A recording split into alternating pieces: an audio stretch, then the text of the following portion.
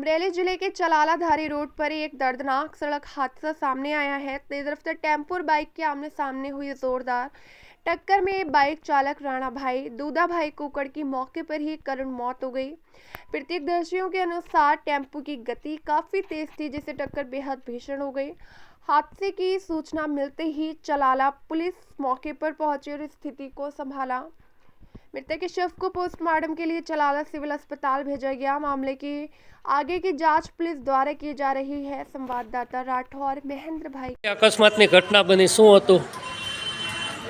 મારું નામ અશોકસિંહ તલાટીયા છે। આજ રોજ કુબડાના વતની રાણાભાઈ દુધાભાઈ રબારીનું તેઓ કુબડાથી સાવરકુંડલા મુકામે જતા હતા ત્યારે ધારી રોડ ઉપર એનું છોટા હાથી સાથે અકસ્માત થતાં તેમનું મૃત્યુ થયું છે। તેઓને 108 મારફતે તલાલા CHCમાં લાવતા ફરજ પરના ડૉક્ટરે તેને મૃત જાહેર કર્યા છે।